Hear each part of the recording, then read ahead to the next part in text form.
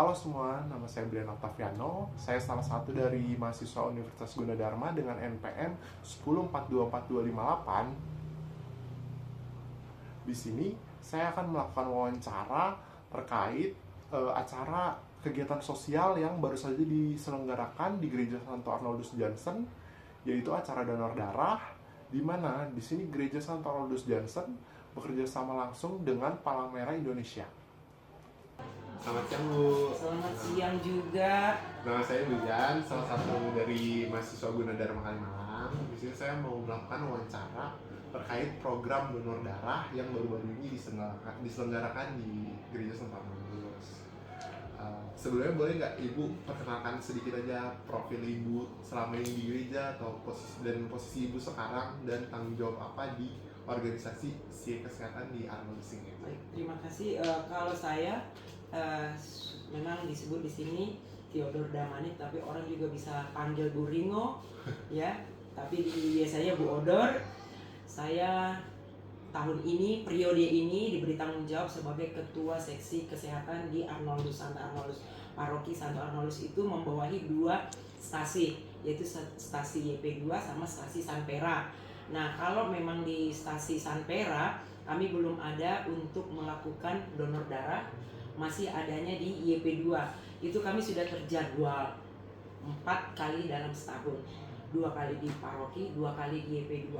Ya, jadi yang terakhir ini kemarin kita di sini, nanti bulan September lagi atau Oktober, itu tergantung nanti keadaan, adanya di YP2. Kalau buat latar belakang awalnya nih, kenapa gereja mau menyelenggarakan nih kegiatan donor darah? Oke, kita gereja itu kan sosial ya. Sementara kami berpikir kalau kerjaan sosial itu macam-macam. Salah satunya yaitu donor darah. Dan di sini pun sudah ada suatu himpunan pendonor. Apa ya disebut namanya? Tapi pokoknya di sini sudah ada kelompok pendonor. Karena ini sudah lama, semenjak tahun berapa ya ada donor darah di sini, ini kurang lebih 10 tahun ke belakang sudah ada kita setiap ini, terlebih event Natal sama Paskah itu dulu, tapi sekarang kita udah jadwalan per tahun itu. Tapi ada nggak sih kayak satu mungkin di bawah naungan Ibu yang benar-benar khusus buat nanganin kedepannya donor, jadi dia yang akan selalu ngurusin tentang donor darah di gereja atau di stasi? Betul, jadi di dalam kepengurusan di seksi kesehatan itu saya bikin subseksi. Salah satunya ada subseksi donor darah. Itu saya dipercayakan kepada Bu Sari, namanya Sari Barus, Enrika Sari Barus. Tapi walaupun dia yang menanggung jawabin itu, tetap juga saya harus ikut terjun ya, nggak bisa harus lepas begitu saja. Sehingga setiap pelaksanaan itu kita koordinasi semuanya, baik Bu Sari, saya atau teman-teman yang lain juga. Karena apa? Nggak mungkin hanya Bu Sari sendiri yang menghadapi PMI. Jadi kami tuh bekerja sama dengan PMI Kabupaten dengan PMI Kota. Jadi nggak hanya satu. Jadi tergantung nanti PMI Kota yang bersedia pada tanggal yang sudah kita jadwalkan atau PMI Kabupaten. Kalau boleh nggak Ibu jelaskan secara singkat aja nih, bagaimana proses perencanaan kegiatan donor darah dari awal hingga hari pelaksanaan? Secara singkat. Baik, pertama kita buatkan flyer kita secara kita intern ya. Setelah itu oke, sudah ada di situ, kita tentukan tanggal kapan dan berapa pendonor. Karena apa? Kayak seperti kemarin pendonor itu kita batasin karena di sananya di PMI Bekasi, mereka masih banyak persediaan golongan darah AB, sehingga kita batasin kemarin golongan darah AB di cancel dulu, mungkin nanti berikutnya baru kita ambil. Lalu setelah kita adakan rapat begitu, baru kita tayangkan ke paroki untuk pengumuman itu biasa ya. Lalu juga ke umat melalui ketua-ketua lingkungan, yaitu dari DP itu kan ada turunannya sampai ke ketua lingkungan sampaikan ke umat. Lalu kita sudah koordinasi dengan bagian PMI juga, jangan pula hanya kita kan, tapi ada koordinasi kita dengan PMI. Maka terjadilah nanti kesepakatan kapan di mana. Tapi biasanya kita laksanakan di Strada nih, Strada BL2, karena itu yang lokasi yang lebih memungkinkan yang itu tempat ruang ekskul mereka itu sampai terlaksananya. Nanti kira-kira membagi tugas siapa yang di meja pendaftaran, siapa yang bantu untuk ikut memanggil atau mungkin MC-nya, siapa yang di bagian konsumsi. Lalu terlaksanalah nanti berapa peserta, baru akhirnya kita kumpulkan berapa yang mendaftar, karena tidak semua bisa ikut langsung kan, harus dites dulu HB-nya mungkin, atau mungkin dia ada penyakit apa, atau dia habis minum obat, itu kan nggak mungkin bisa mendonorkan darah. Lalu udah terlaksana ya kita selesai. Kalau untuk proses pendonoran darahnya nih Bu, kalau misalkan aku mau datang nih mau donor, cuman aku nggak tahu nih golongan darah aku apa gitu, apa tetap bisa mendonor apa gimana? Apa ada Di dalam meja pendaftaran kami terima semuanya. Oh, gitu. Tapi kan meja ini kan ada beberapa. Satu meja pendaftaran, lalu dua screening. Habis screening nanti diperiksa sama dokternya atau petugas EPMI-nya. Setelah itu baru nanti di-over ke pemeriksaan. Itu untuk pemeriksaan HB. Kalau memang dia nggak tahu golongan darahnya, sekalian di situ dimintakan, itu dilaksanakan oleh PMI sendiri. Kalau untuk hasil donor darahnya itu akan didistribusikan kemana, atau ada organisasi khusus nih yang menangani hasil donor darahnya itu? Maksudnya darahnya Oh, apa iya, orangnya? darahnya. Oh, ya itu tergantung PMI, Oh, karena memang mereka yang simpan kan. Makanya kita pelaksanaan dari pengambilan donor darah itu hanya jam 8 sampai dengan jam 11, mengingat daya tahan untuk penyimpanan darah tersebut. Jadi kan dia nggak bisa hanya di call pack-nya mereka doang. Jadi memang sampai jam 11 itu mereka udah tutup biasanya.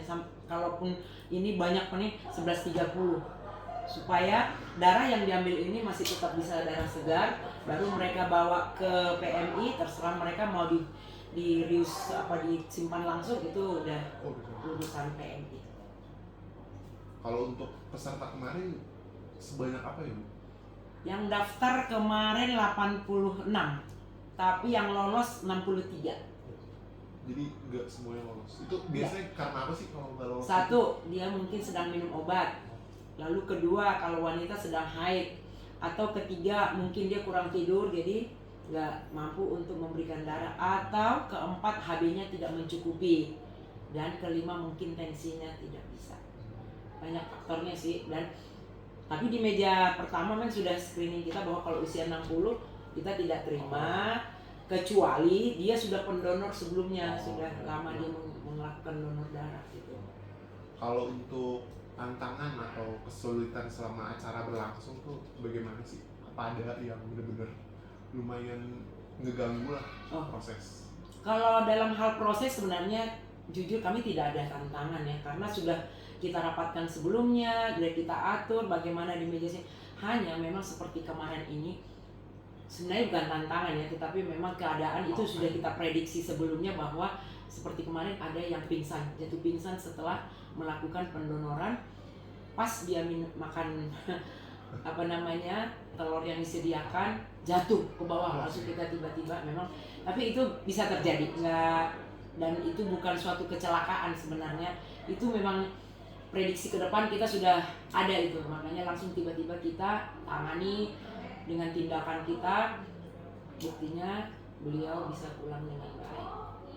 Kalau untuk respon jemaat ke kegiatan donor darah kemarin tuh apakah udah antusias banget, atau ibu melihatnya masih kurang lah, sebanyak harusnya bisa lebih banyak lah menurut ibu yang melakukan? Sebenarnya antusias ya.